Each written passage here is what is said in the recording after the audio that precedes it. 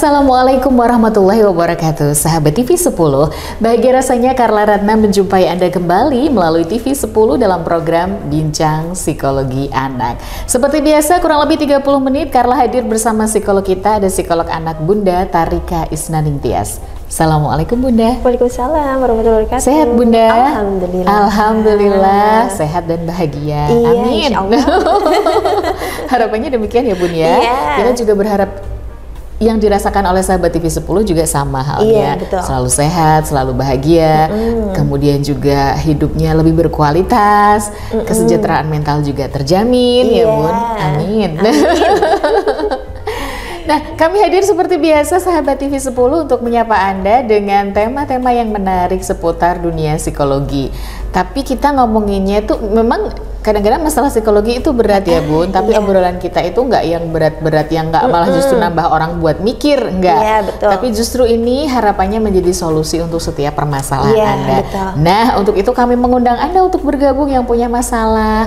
Siapa tahu nanti bisa dapat solusi, daripada curhat ke temen nanti nggak dapat solusi malah dikomporin ya kan. Kalau curhat ke sini nanti Anda dapat solusi, insya Allah episode yang akan datang akan kita bahas ya Bunda ya. Oke, di kesempatan kali ini kita akan ngobrolin tentang tema yang beberapa waktu belakangan ini berseliweran mungkin di media sosial Bunda. Ada toxic relationship, ada pernikahan yang mungkin beberapa selebritis atau selebgram lebih tepatnya ya, yang kita bisa akses sendiri postingannya, itu ada pernikahan yang toksik. Iya, betul. Nah, ini padahal ada yang udah anaknya sampai 3. Ini ada dampak nggak sih antara pernikahan yang toksik untuk anak-anak ya? Iya, betul. Oke, itu yang akan kita berbincangkan 30 menit ke depan. Semoga Anda bisa bertambah ilmunya dari pelajaran dari obrolan kita hari ini.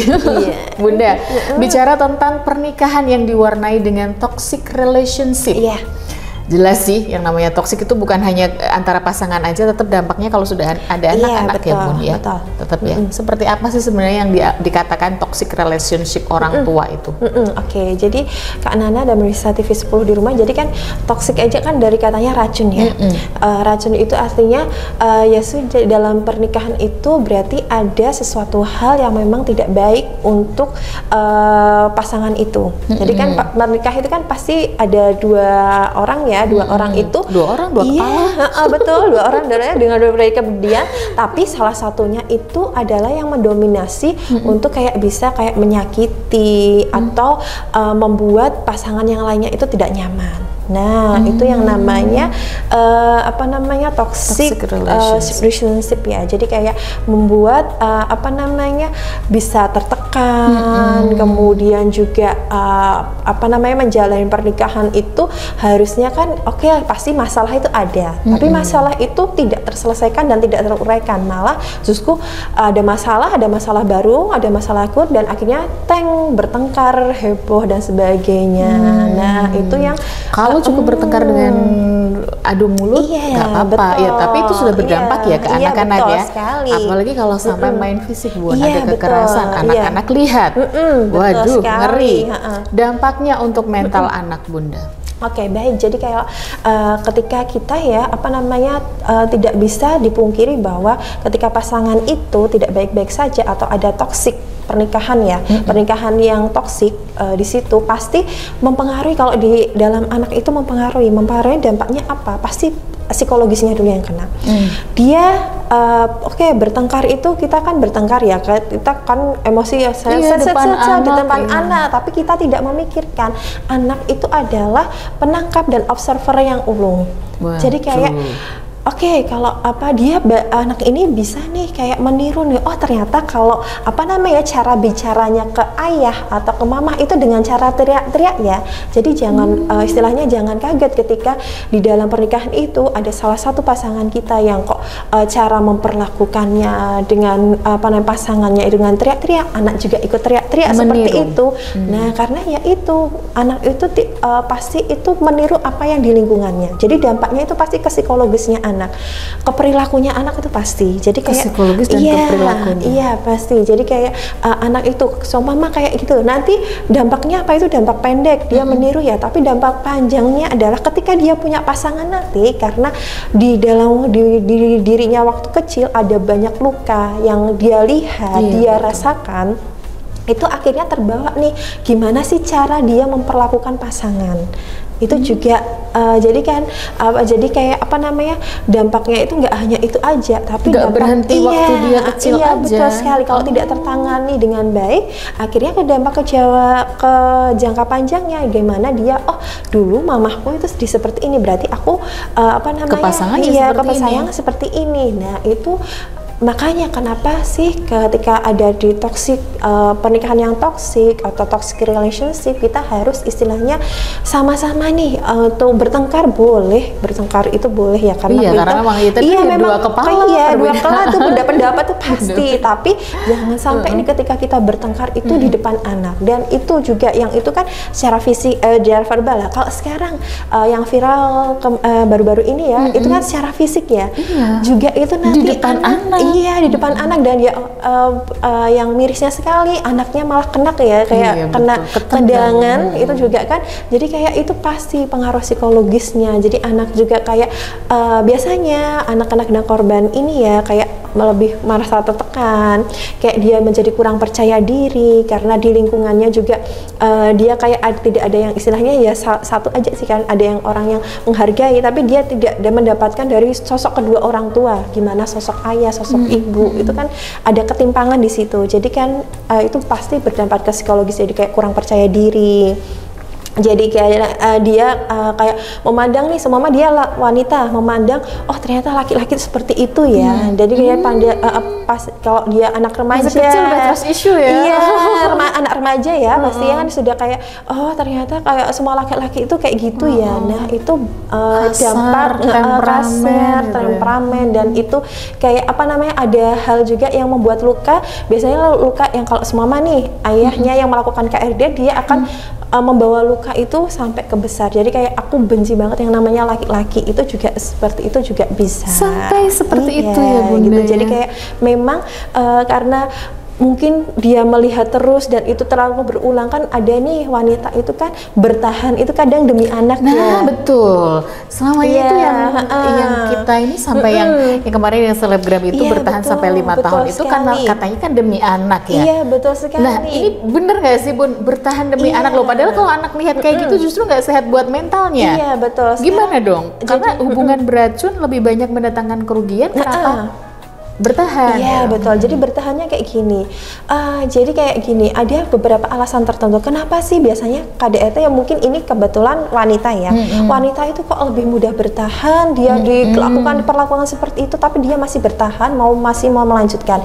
Karena pasti satu alasan itu anak kayak gini, nanti anakku nggak ada sosok ayah dan sebagainya. Coba sekarang kita buka dengan adanya ayah yang seperti itu, apakah kita mau menularkan nih sosok ayah itu ke anak kita? Kalau anaknya yang laki-laki, apakah kita mau nih anak laki-laki itu seperti ayahnya? Kan tidak ya. Kalau itu kayak apa namanya itu lakukan berulang-ulang kali seperti itu kan malah jadi dampak ke anaknya juga nggak baik ya. Terus kadang kedua itu adalah wanita itu kadang masih percaya ini dia bisa berubah kok.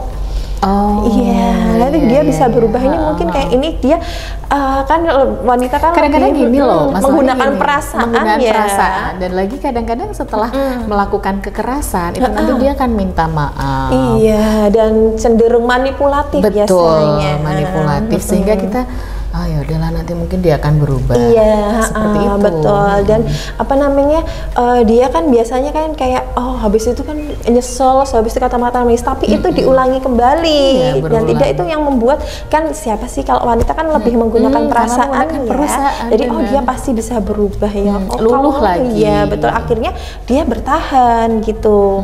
Kemudian ada lagi juga kayak apa namanya dia alasan tertentu kayak nanti stigma, aku nggak mau jadi ini apa namanya kalau kemudian apa namanya nanti bakalan gimana keekonomianku dan sebagainya. Finansial terutama itu, juga Bun. Pasti, apalagi yang selama ini bergantung pada suami, itu biasanya mereka merasa bahwa nanti finansial atau anak-anak gimana gitu, makanya terus bertahan dengan pesakitan ini. Padahal dampaknya ini yang perlu dipertimbangkan adalah dampaknya mental anak bisa sampai serusak itu gitu. Bahkan saya pernah baca artikel katanya terjadi penyimpangan. Iya betul. Itu juga salah satunya karena melihat KDRT. Iya betul. Jadi kayak penyimpangan seperti itu ya, kalau kekerasan seperti itu ya kan ada nih kayak dampaknya itu kan kalau ke anak ya, ke anak itu bisa juga dia itu ada dua. Jadi kayak yang dia ada merasa tertekan banget, tapi ada yang dia jadi istilahnya sering mukul, sering jadi pelampiasannya dia itu karena di rumah dia tidak mendapatkan kehangatan dari orang tuanya karena orang tuanya sering bertengkar, akhirnya mencari pelampiasan nih keluar dan kemudian kebetulan pelampiasannya ini adalah hal-hal yang negatif. Nah akhirnya dia lebih kayak memberikan kenyamanan dengan iming-iming. Nah takutnya adalah dampaknya seperti itu, dia ke hal yang negatif gitu. Jadi kayak kalau coba deh kalau bertahan demi anak, kalau sekarang anaknya yang juga tidak istilahnya melihat seperti itu terus-menerusan juga, ayo please keluar dari itu, karena kita melepaskan itu lebih baik daripada kita melihat anak kita malah yang kedepannya malah menjadi justru mentalnya yang tidak terjaga dengan baik gitu. Nah ini yang bisa jadi pertimbangan, semoga ini bisa menjadi pertimbangan untuk bisa yang memang mungkin memiliki toxic relationship dengan suami atau dengan suami istri, antara suami istri itu bisa menjadi pertimbangan untuk melangkah ke depannya harus seperti apa. Jadi pertimbangan kesehatan mental anak itu yang perlu diperhatikan ya. Baik, jangan kemana-mana, nanti akan kita bahas lebih lanjut lagi tentang dampak pernikahan toksik untuk anak. Jangan kemana-mana, tetap di TV 10 terutama di Bincang Psikologi Anak. Kami segera kembali.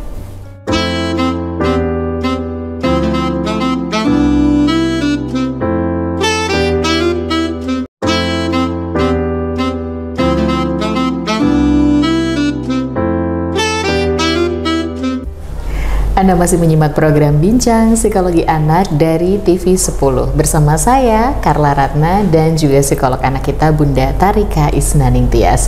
Sekali lagi Ayah Bunda, sahabat TV 10 semuanya, silahkan berkeluh kesah boleh, curhat apa yang Anda hadapi boleh, curhat tentang parenting boleh, curhat tentang masalah pribadi Anda juga boleh. Silahkan, nomor ini terbuka untuk Anda, gratis ya. Dan di sini juga ketemu solusinya. Kalau mau disamarkan namanya boleh, nggak pakai nama juga nggak apa-apa. Kita nggak tayangkan nomornya kok ya. Jadi ini tetap privacy gitu loh untuk Anda. Tapi yang penting Anda dapat solusi. Apalagi kan kemarin kita bahas tentang stigma di masyarakat, ke psikolog itu biayanya mahal. Di sini gratis di TV 10. Ketemu sama psikolog ya. Baik, Ayah Bunda, kita bicara tentang dampak pernikahan toksik untuk anak. Disampaikan oleh Bunda Tarika, ya Allah, ke mental anak itu bener-bener ya Bunda ya.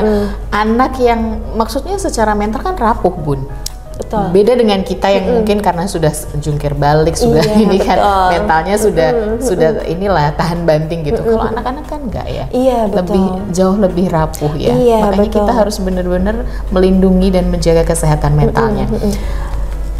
Kalau tadi Bunda sampaikan bahwa memang dampaknya ke mental anak tuh sebegitu dahsyatnya. Terus mengapa bertahan dalam hubungan yang beracun ini? Itu disampaikan oleh Bunda Tarika juga, memang banyak sekali faktor yang membuat bertahan. Alasannya tadi ya kita tidak memungkiri ya. Yang pertama mungkin takut stigma di masyarakat juga, disebut janda. Terus kemudian takut anaknya tidak mendapatkan sosok. Tapi langsung dibantah loh sama Bunda Tarika. Takut anaknya tidak mendapatkan sosok ayah yang ini loh. Kalau ayahnya seperti itu malah justru sosok yang menularkan buruk gitu ya. Malah jadi racun juga bagi racun untuk anak. Terus kemudian kalau ya memang finansial sih, ya itu salah satunya yang membuat banyak sekali terutama wanita-wanita Indonesia itu bertahan dengan hubungan yang toksik. Kita sekarang bicara mungkin sebelum pencegahan, mengatasi dulu kali yang sudah terlanjur mengalami toxic relationship ini, ada anak juga, harus bagaimana ini Bu? Oke, baik, dan Kak Nana dan Pemirsa TV 10 di rumah. Jadi kita melihat dulu sih toxic person itu yang kayak gimana dulu ya. Jadi sebelum kita mau mengatasi, kita melihat dulu deh kalau jangan-jangan pasangan itu refleks ya. Jadi kayak bener dalam warning gitu ya. Yang pasti yang pertama itu ketika pasangan itu sudah, kita kan dua kepala ya, sudah hanya saling itu hanya satu orang saja. Jadi yang mendominasi, kita nggak berani mengungkapkan pendapat dan sebagainya. Kemudian kita dominan jadi, gitu ya, dominan. Kemudian karena kita jadi ngalah terus itu yang terlihat ya, yang tidak terlihat secara tidak dirasakannya seperti itu ya. Jadi kayak dia kok aku mau mendapat ini kok, dia langsung nggak boleh gitu ya. Terus tanpa ada alasan, tanpa dijelaskan, dan itu berulang-ulang, dan kita membuat kita tidak nyaman, dan kita jadi kayak merasa mungkin ada kayak tertekan, terkekang. Nah itu ayo coba keluar dari hal itu ya. Kalau masih bisa dirubah gitu ya alhamdulillah. Tapi kan menikah itu kan seumur hidup ya. Tidak masa kita mau menghabiskan semua itu adalah pilihan. Kita mau menghabiskan waktu itu bersama siapa, itu kan pilihan ya. Jadi kalau apakah kita mau, pasti masalah itu apa, tapi ketika ada masalah kita bisa selesaikan itu, dan kemudian habis itu tidak apa-apa gitu ya, itu ya oke, baik, itu masih bisa ada effort untuk usaha untuk menyelesaikan. Tapi ketika pilihan kita kok kita juga bisa memilih nih, ketika pasangan kita kok diajak menyelesaikan selalu menghindar, kemudian tidak ada saling menghargai, saling menyayangi, saling yang lain ya, itu dalam pernikahan kok hanya ketimpangan ya, hanya yang berjalan itu hanya satu sendiri, dan yang itu berjuang ya sendiri. Betul. Dan kita merasa kok pernikahanku kok rasanya kok sudah aku berusaha memperbaiki, tapi kok dari sisi pasangan kita kok tidak ada effort untuk memperbaiki. Nah, masa mau seumur hidup kita merasakan seumur seperti hidup itu lama. Nah, nah, apalagi tadi ya yang sudah jelas-jelas maksudnya ada secara fisik, KDRT dan sebagainya. Dia berhenti untuk bertahan demi anak, karena ya itu tadi anak itu kan tetap membutuhkan peran sosok dua ya, peran ayah dan ibu yang istilahnya bisa mencontohkan nih gimana dia mentreatment pasangan, bagaimana dia cara untuk mencontohkan hal-hal baik lah, mencontohkan hal-hal yang baik. Itu kita perlu banget seperti itu Kak. Jadi kayak berhenti untuk kalau dirasa nih memang sudah tidak sudah kita udah, apalagi yang tadi ya babak belur sampai babak belur kok masih mau bertahan, yuk kita ketika kita tadi bertahan demi anak, kita bisa kok kita menyelesaikan atau keluar juga demi anak. Karena justru keluar demi anak itu. Jadi keluar anak trauma kan ya. Jadi karena kita malah justru dengan keluar itu dari toxic relationship itu kita malah menyelamatkan mental anak. Nah ini betul. Ya justru jadi, menyelamatkan mental anak. Iya, kata ketika kita bertahan malah mental anak kita jadi kurang percaya diri, malah jadi istilahnya anak itu malah merasa tertekan terus. Lebih baik kita keluar dari pernikahan yang toksik, tapi anak kita bisa nyaman, bisa kembali ceria lagi, menjadi anak yang istilahnya pertumbuhannya itu optimal seperti itu, daripada kita harus bertahan demi anak kemudian tertekan dan sebagainya, itu seperti itu Kak. Itu justru keluar dari toxic relationship ini menyelamatkan anak. Kalau selama ini alasannya adalah justru bertahan karena anak, kalau Anda keluar dari toxic relationship seperti ini malah justru menyelamatkan anak. Betul. Jadi kita tidak menyelamatkan tidak hanya anak ya, tapi diri kita sendiri juga. Benar, jadi benar. Ada banyak yang bisa kita selamatkan, diri kita, kemudian anak kita, kemudian juga keluarga juga kan ya. Pasti kan sekarang mana sih ada ayah dan ibu yang bisa rela anaknya seperti itu, kan juga kayak menambah beban juga ya. Jadi kalau ketika keluar kadang gimana stigma dan itu enggak, kita buang stigma itu semuanya. Karena yang paling penting adalah kita menyelamatkan diri kita dulu dan menyelamatkan mental anak itu.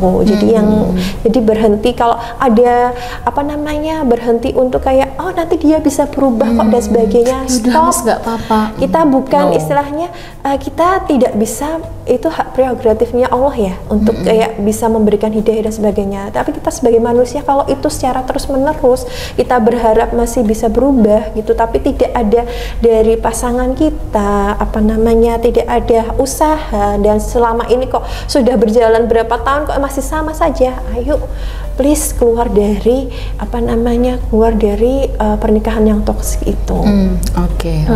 Kalau finansial ya proses ya. Kalau finansial kan proses untuk iya mandiri, betul ya. Iya, jadi kayak istilahnya rezeki itu kan sudah ada yang mengatur ya. Allah itu selalu selalu memberikan rezeki ya. Mungkin bisa keluar gitu kan, ada apa namanya, kita bisa keterima, bisa mencari kerja yang lain atau bisa usaha itu juga kan bisa itu diusahakan kalau untuk secara tapi finansial. memang butuh support dari orang terdekat, terutama keluarga ya Bunda, ketika memang jadi jangan sungkan untuk menceritakan kepada keluarga terutama. Kadang kan ada yang sampai ini bilangnya nanti cerita aib atau gimana gitu ya, yang selebgram yang kemarin itu kan takutnya ini dianggap mengumbar aib gitu. Tapi kalau sudah main fisik ya memang harus butuh dukungan dari orang-orang. Iya betul. Jadi kalau malah yang ada sih yang keluarga kayak dia tahu ya kok anakku jadi bonyok semua dan sebagainya, menutupi tetap ya, kayak orang tua itu merasa anaknya kalau diperlakukan kok dulu anakku ceria dan sebagainya, pernikahan kok apa namanya jadi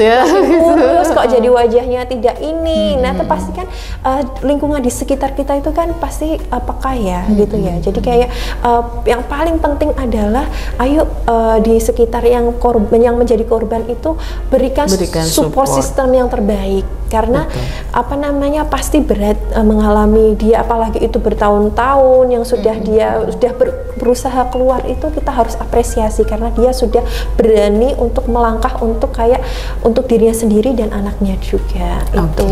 Itu ya dampak dari toxic relationship. Tapi untuk mencegah masih bisa ya Bun? Bisa, jadi masih kayak, bisa diselamatkan. Iya, masih bisa diselamatkan. Jadi kayak ada yang namanya preventif ya. Jadi kayak preventif itu ketika kita mau menikah. Ketika kita kan biasanya ada ta'aruf, ada pengenalan, kita tanya nih gimana sifatnya. Kok ketika kita sudah tahu nih, ketika sebelum menikah aja dia sudah temperamen dan sebagainya, mending stop. Karena apa? Temperamen itu kan sudah terbentuk ya. Itu watak ya? Iya, jadi kayak ketika kita mau mengubah kalau tidak dari dirinya, dan kita berharap dia kok bakalan bisa berubah, apalagi kita tahu sebelum dia memilih itu dia suka mukul dan sebagainya, masih kita kok mau berani nyemplung istilahnya ya, itu jangan ya Dek ya.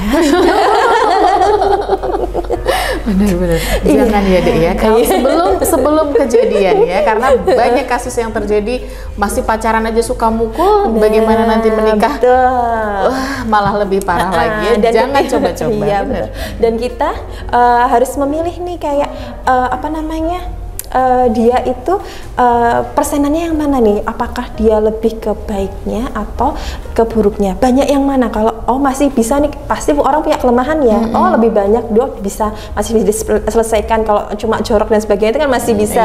Itu ya habit ya, masih bisa kita ajari gitu. Nah itu jadi kalau sudah tahu dari awal ke pasangan kita atau ketika temperamen, jangan ya, jangan berani-berani untuk mencoba ya. Daripada nanti sudah terlanjur ada anak jadi pertimbangannya lebih banyak lagi. Sebelum nyemplung baiknya jangan. Itu tindakan pencegahan daripada nanti Anda masuk ke pernikahan yang toksik, dampaknya ke anak. Sekali lagi, kalau Anda selama ini bertahan karena anak, itu justru salah besar. Karena justru dengan Anda saat ini berani untuk keluar dari toxic relationship ini, Anda menyelamatkan anak. anak, begitu ya Bunda ya? Iya. Baik, ada yang mau disampaikan untuk sahabat TV 10 Bunda terkait tema kita hari ini? Oke, Kak Nana dan pemirsa TV 10 di rumah. Jadi ketika ada toxic relationship atau pernikahan yang toksik, lebih baik Anda keluar untuk menyelamatkan diri Anda dan anak Anda, karena ketika Anda tertekan juga anak Anda pun ikut tertekan. Jadi selamatkan kesehatan mental anak dengan cara keluar. Jangan berani untuk melapor dan berani untuk keluar. Tuh Kak Nana. Baik. Seumur hidup itu lama, ayah bunda, sahabat TV 10. Jadi memang pertimbangan yang selama ini membuat Anda tetap bertahan, ada baiknya pertimbangannya ke anak ya. Jadi ke diri sendiri, ke self love-nya ke diri sendiri dan juga ke anak, itu yang jauh lebih berharga. Baik, terima kasih untuk ilmunya Bunda Tarika, semoga bermanfaat untuk sahabat TV 10. Terima kasih juga kebersamaannya. Saatnya saya Carla Ratna, Bunda Tarika Isnaning Tias, dan seluruh kerabat kerja yang bertugas undur diri, menjumpai Anda kembali insya Allah di lain kesempatan. Pastikan tetap bersama kami di TV 10, inspirasi dan edukasi. Assalamualaikum warahmatullahi wabarakatuh. Sampai jumpa.